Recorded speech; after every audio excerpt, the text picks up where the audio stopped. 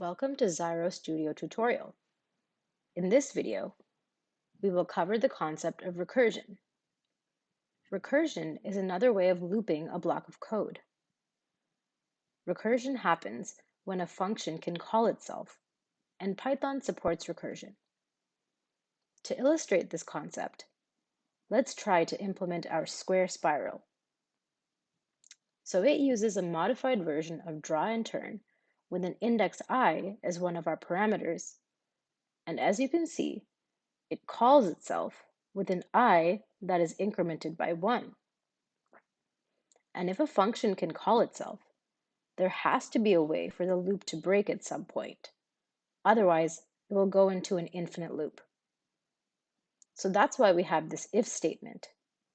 And the loop will break once I reaches 8. So it draws lines of increasing length in each loop until it breaks to draw a spiral. So let's run this.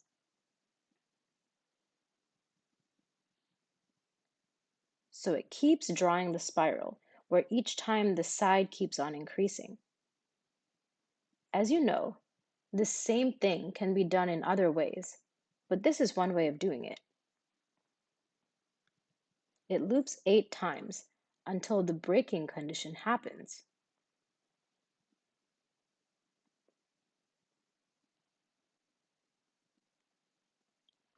So this is the concept of recursion. For an exercise that you can do on your own, implement a circular spiral using recursion. Another fun exercise is to write a program that prints Fibonacci numbers. Please look up Fibonacci numbers for more information. Have fun playing with recursion, and this video completes our lessons. Congratulations! Now you have mastered the basics of coding in Python. Now you can write your own programs to do anything you want.